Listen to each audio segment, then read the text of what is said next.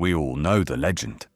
The eccentric genius mathematician sitting in a warm room at Bletchley Park. The ticking clock. The massive computer spinning its rotors to break the unbreakable Nazi code. We have seen the movies, and we have bought into the myth that World War II was won solely by intellect and mathematics. But here is the uncomfortable truth they often leave out of the history books. That billion-dollar machine. It was useless scrap metal without a key. And that key wasn't found in a library. It was stolen from the freezing, oil-slicked belly of a sinking U-boat. While the geniuses cracked the logic, forgotten heroes had to crack the steel coffins of the Third Reich. This was not a battle of numbers. It was a series of desperate, high-stakes heists on the high seas, where the prize was a soaking wet book of codes and the cost of failure was total defeat. You think you know how the Enigma was broken? Think again. Because before the code could be cracked, it had to be captured. This is the story of the secret operation that actually doomed Hitler. Welcome to Indomitable history.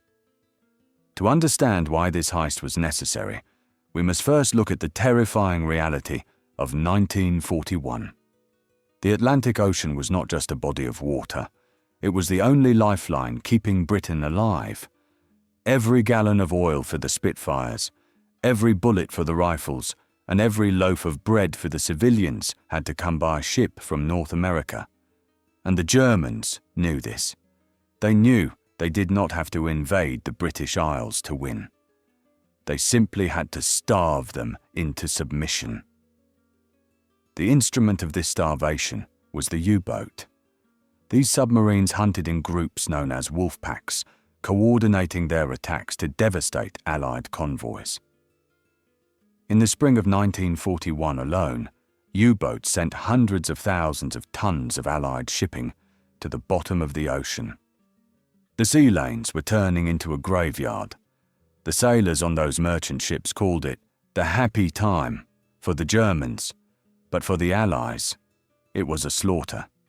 The terrifying efficiency of the wolf packs relied entirely on communication. The German Admiral Karl Dönitz directed his submarines from land, telling them exactly where to find the convoys. These orders were transmitted over the radio, filling the airwaves with Morse code. The British could hear these signals. Anyone with a radio could hear them. But hearing them was useless if you could not understand them. The messages were scrambled by the Enigma machine. To the uninitiated, the Enigma looked like an oversized typewriter in a wooden box. But inside, it was a mathematical fortress. When a German operator pressed a key, an electrical signal passed through a series of rotating wheels or rotors and a plug board on the front. These components scrambled the letter into something completely different.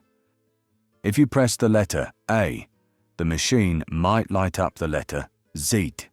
If you pressed A again, it might light up T. The complexity was staggering. The standard Enigma machine had 159 million possible settings.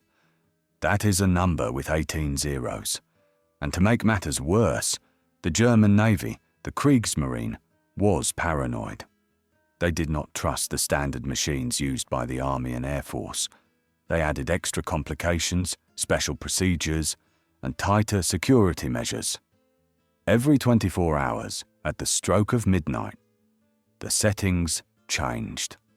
If the code breakers at Bletchley Park had not solved the puzzle by the end of the day, all their work was erased, and they had to start from scratch the next morning.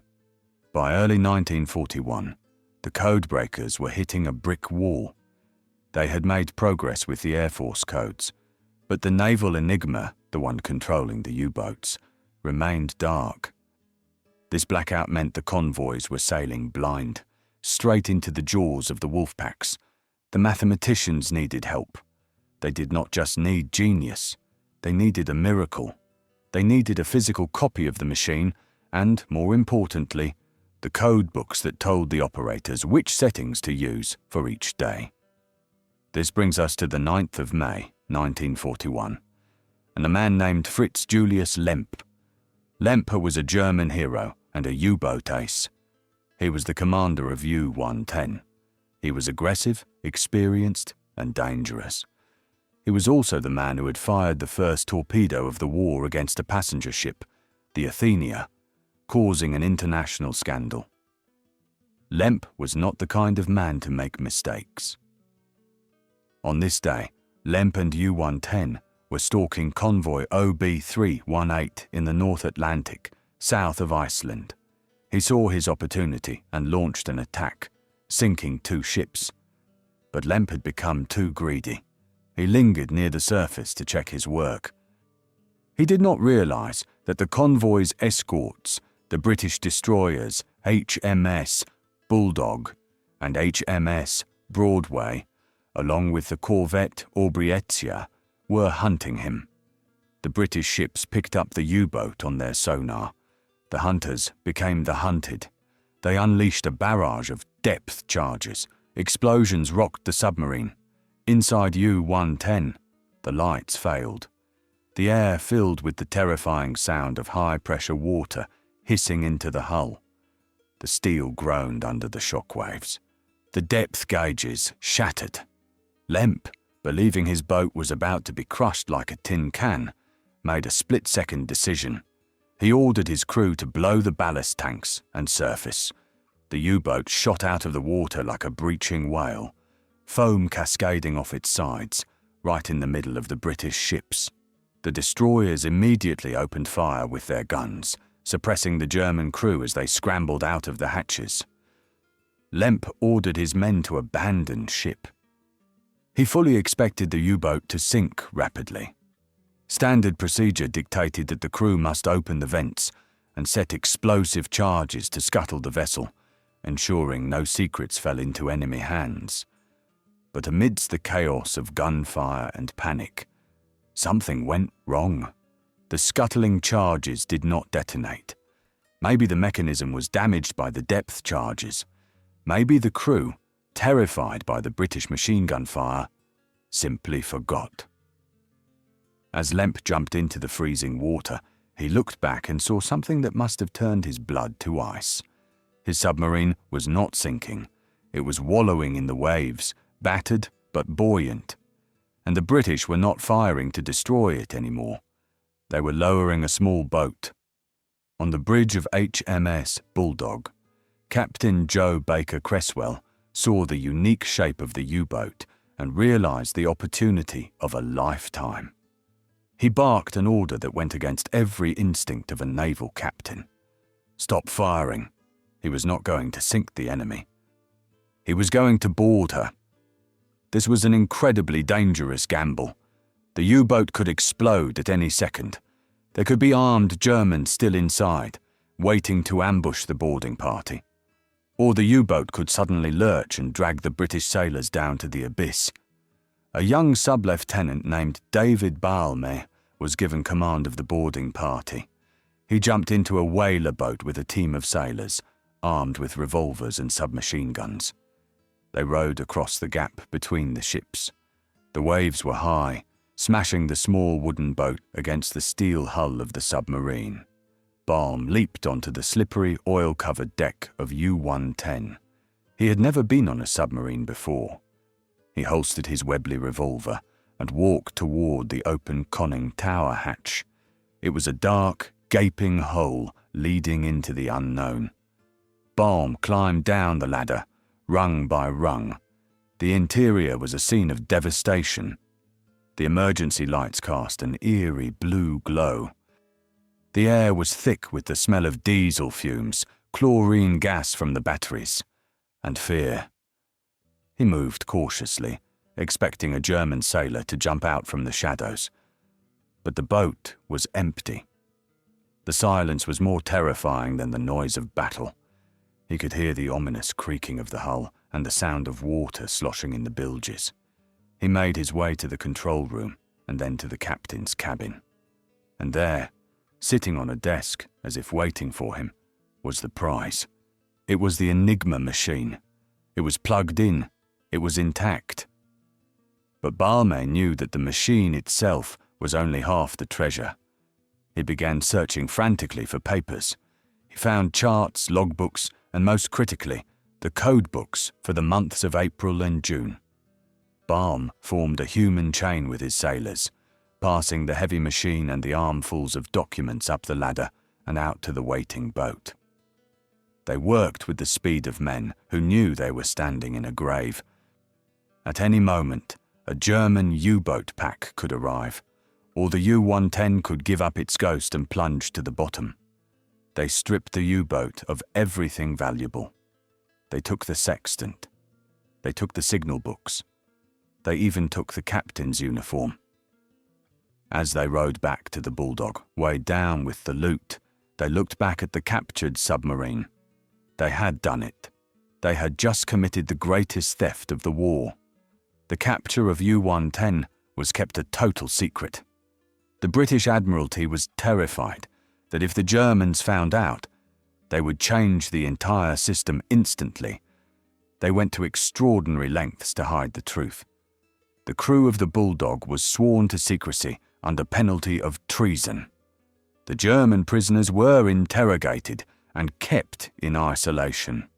And publicly, the British announced that U-110 had been sunk with all hands lost.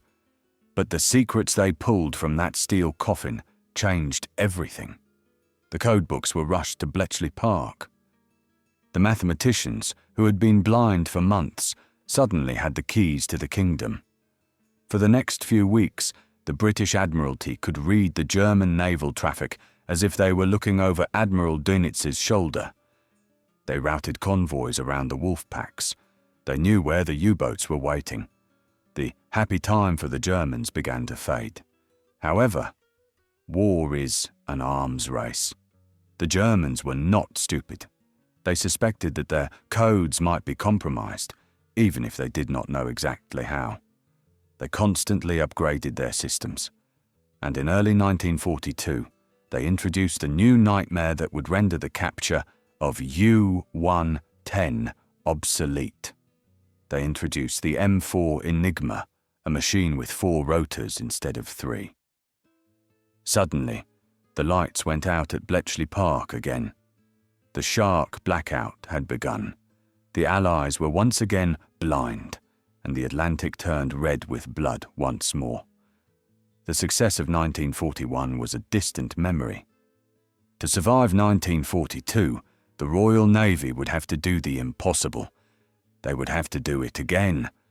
But this time, the price would be much higher.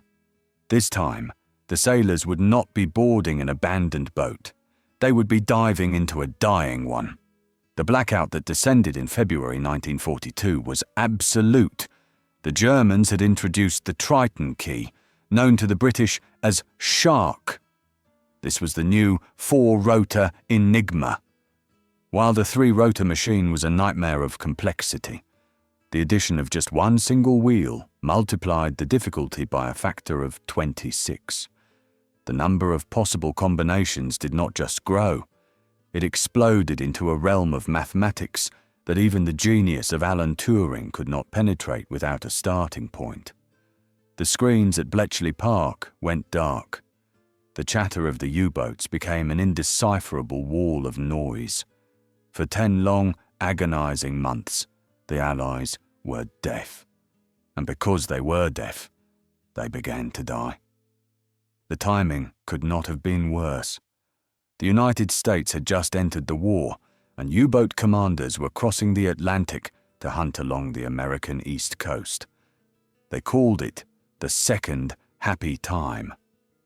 Merchant ships were silhouetted against the bright lights of coastal cities and torpedoed with impunity. Oil tankers burned within sight of holiday beaches in Florida and New Jersey. The loss of shipping tonnage reached catastrophic levels. In November 1942, alone, over 700,000 tons of Allied shipping would be sent to the bottom. The British Admiralty was desperate. They knew that breaking the 4-rotor Enigma was the only way to stop the bleeding, but the cryptanalysts were helpless without a physical look at the new settings. They needed the weather codes, They needed the short signal books. They needed the keys. The order went out to the fleet: capture, do not sink. But capturing a U-boat in 1942 was far more difficult than it had been the previous year. The Germans were more alert, their scuttling charges were more reliable, and the U-boat commanders were under strict orders to destroy their secret documents at the first sign of trouble. Destiny would converge in the warm, clear waters of the Mediterranean Sea, far from the freezing North Atlantic, where the previous heist had taken place. The date was the 30th of October, 1942. The location was off the coast of Port Said, Egypt. The hunter was the British destroyer HMS Petard. The Petard was not a happy ship. Her captain, Mark Thornton, was a man of immense physical courage but terrifying temperament. He was a hard taskmaster who drilled his crew relentlessly, believing that only iron discipline would save them in battle. The crew feared him, perhaps even more than they feared the enemy. But Thornton's obsession with readiness meant that when the moment came, his men were prepared to act with lightning speed. They were hunting U-559. This German submarine had been spotted by an RAF patrol plane, and the Petard, along with the destroyers, Pakenham and Hero, raced to the scene. They located the enemy with sonar and began the deadly dance of anti-submarine warfare. This was not a quick skirmish. For 10 grueling hours, the British ships pounded the ocean with depth charges. Down in the dark, pressurized tube of U-559, the situation was becoming hellish. The air was foul, the heat was rising, and the hull was cracking under the relentless hammer blows of the explosions. The German commander, Hans Heitmann, was a veteran, but even he knew his boat could take no more. The pressure hull had been breached. Water was spraying in. The pumps were failing. He gave the order to surface. On the surface, the sea erupted as the grey shape of the U-boat broke through the waves in the darkness of the night. The British destroyers immediately illuminated the target with blinding searchlights. The Petard opened fire with her Oerlikon cannons, raking the deck of the submarine. But just like with U-110 the previous year, the order was quickly given to cease fire. They needed this boat alive. The German crew scrambled out of the hatches, terrified and defeated. They jumped into the sea, abandoning their vessel. They had opened the seacocks, the valves that let water into the boat to sink it deliberately. They had likely set explosive charges. They believed U-559 was moments away from becoming a tomb. As the German sailors swam away, the U-boat rolled sluggishly in the swell, water lapping over its sides. It was dying. This was the moment. This was the fleeting second where history could be turned. On the deck of the Petard, Captain Thornton manoeuvred his ship dangerously close to the sinking submarine. He did not need to give a speech. His men knew what had to be done. They knew the value of what was inside that sinking hull. 2 men stepped forward. First Lieutenant Anthony Fasson, a 29-year-old Scotsman, and able seaman Colin Grazier, a 22-year-old from the Midlands. They were ordinary men in extraordinary circumstances. Fasson was an officer, a leader. Grazier was a working-class sailor. In that moment, rank did not matter. They stripped off their clothes, preparing to swim across the gap. They looked at the dark, open hatch of the conning tower. They knew the U-boat was flooding. They knew the enemy had likely set booby traps. They knew that at any second, the submarine could drop like a stone and drag them down to the crushing depths. But they also knew about the ships burning in the Atlantic. They knew about the sailors freezing to death in oil-covered waters because the U-boats could not be stopped. Without hesitation, Fasson and Grazier dove into the water and swam toward the sinking enemy vessel.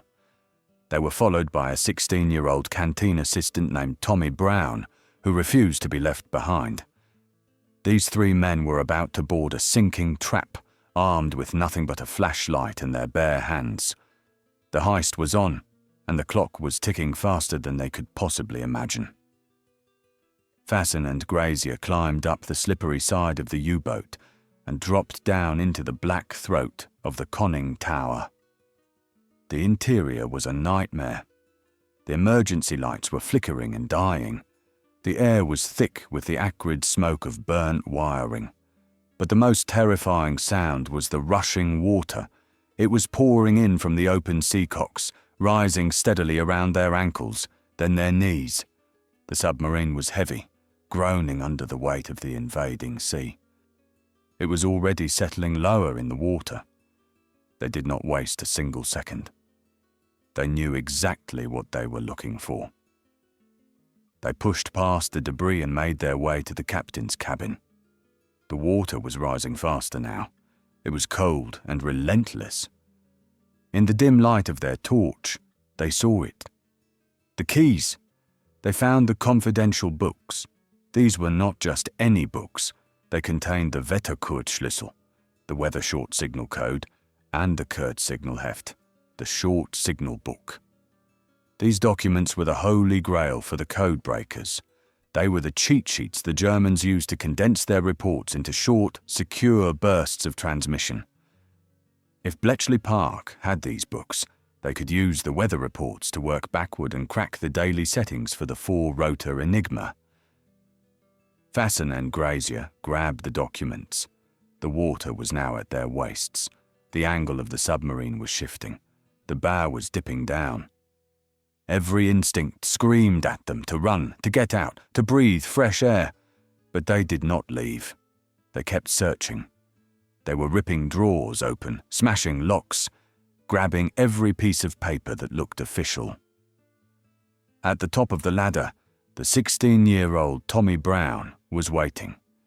He was balancing precariously on the conning tower, the sea washing over his feet.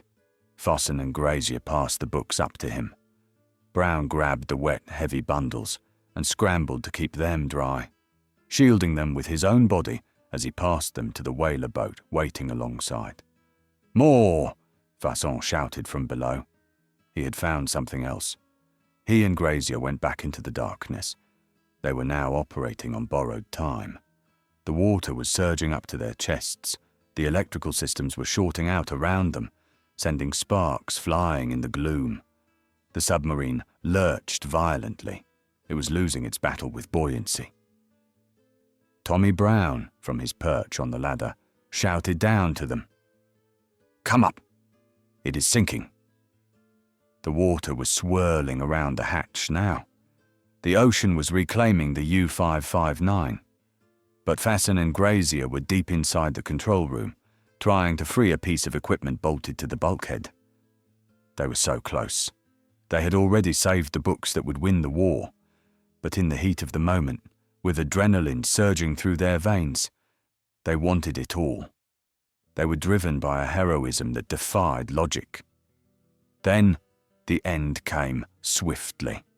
The U-boat gave a sudden, sickening lurch. It tilted sharply backwards. The sea poured into the open hatch with the force of a waterfall. Tommy Brown was thrown clear, gasping for air as he was washed into the sea. But for Anthony Fasson and Colin Grazier, there was no escape. The rush of water sealed the hatch or trapped them against the bulkheads.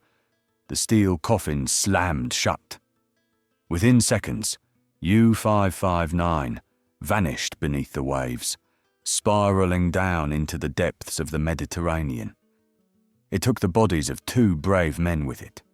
But on the surface, bobbing in the whaler boat, were the soaking wet documents they had thrown up just moments before. The sacrifice of Fasson and Grazier was immediate and total. They gave their lives not in the heat of combat with a gun in their hands, but in a dark, flooding room, trying to save a book. They died alone, in the dark, drowning in a metal tube. The tragedy was profound, but the result was catastrophic for the Third Reich. The documents Tommy Brown delivered to the Petarda were rushed to England. They arrived at Bletchley Park 3 weeks later. The impact was instantaneous. On the 13th of December 1942, the cryptanalysts broke the shark key. The lights came back on. The blackout was over. For the first time in 10 months, the British could read the U-boat traffic again. They knew where the wolf packs were assembling. They knew where the fuel tankers were waiting. They knew the orders coming from Berlin before the U-boat captains did. The convoys were rerouted away from danger. The hunter-killer groups were sent directly to the submarines' locations. The tide of the Battle of the Atlantic turned almost overnight. In the spring of 1943, the slaughter of the U-boats began. In May alone, 41 U-boats were sunk. Admiral Dönitz, realizing he had lost the advantage, withdrew his fleet from the North Atlantic. The supply lines to Britain were secured. The invasion of Europe, D-Day, became possible. None of this would have happened when it did, without the intelligence gleaned from those waterlogged books. Historians estimate that breaking the four-rotor Enigma shortened the war in Europe by at least 2 years. Think about what that means. 2 years of bombing. 2 years of the Holocaust. 2 years of starvation and battles on the Eastern Front. Millions of lives were saved. And the pivot point of that entire history was 2 men in a sinking submarine who decided to stay for 1 more second. Yet, for decades, their names were barely known. The operation was classified top secret. The families of Fasson and Grazier were told their sons had died heroically, but they were never told the true details. The government could not admit they had stolen the codes, for fear the Germans would realize their communications were compromised. Fasson and Grazier were awarded the George Cross posthumously, the highest award for bravery, not in the presence of the enemy, but the citation was vague. Tommy Brown, the teenager who survived, was also awarded the George Cross. Sadly, he would never see the peace he helped secure. He died in a house fire just 2 years later, trying to save his sister. These men were the silent architects of victory. While Alan Turing and his team deserve every accolade for their intellectual brilliance, their computers were merely engines. The fuel for those engines was bought with the blood of sailors. The Enigma was not just a puzzle of logic. It was a physical artifact of war, guarded by iron and fire. To break it required more than a mind. It required a heart willing to stop beating so that others could live. This is the duality of history that we often forget. We celebrate the clean, precise victory of science, the image of a machine decoding messages in a quiet room. It is a comforting narrative. But the reality of freedom is often wet, cold, and terrified. It is forged in moments of impossible choice, where ordinary people are asked to do extraordinary things in the dark. The capture of the Enigma materials from U-110 and U-559 teaches us a lesson that resonates far beyond the history books of World War II. It reminds us that technology, no matter how advanced, is never enough on its own. A computer can process data, but it cannot summon courage. An algorithm can predict outcomes, but it cannot make the decision to sacrifice itself for a stranger. Today, as we watch new battles for freedom unfold, as we see logistics and intelligence once again deciding the fate of nations, the story of Fasson, Grazier, and Brown feels incredibly urgent. It speaks to the current struggle of Ukraine and the free world. We see that victory against tyranny is a complex machine. It requires the genius of the engineer, the precision of the strategist, and the resilience of the population. But deep down, in the engine room of that machine, there is always the individual soldier or sailor who stands their ground when the water is rising. The men of the Petard and the Bulldog did not set out to be legends. They were just doing a job that had to be done. They proved that the most powerful weapon against a totalitarian regime is not a secret code, but the indomitable spirit of those willing to fight it. So, The next time you hear about the genius of Bletchley Park, remember the silence of the Mediterranean. Remember the two men who are still on patrol, deep beneath the waves, guarding the secret that saved the world. Who do you think played the decisive role? The minds that broke the code, or the hands that stole it? Let us know in the comments below. If this story moved you, share it, like the video, and subscribe to the channel. Because here, history is not just the past. It is indomitable.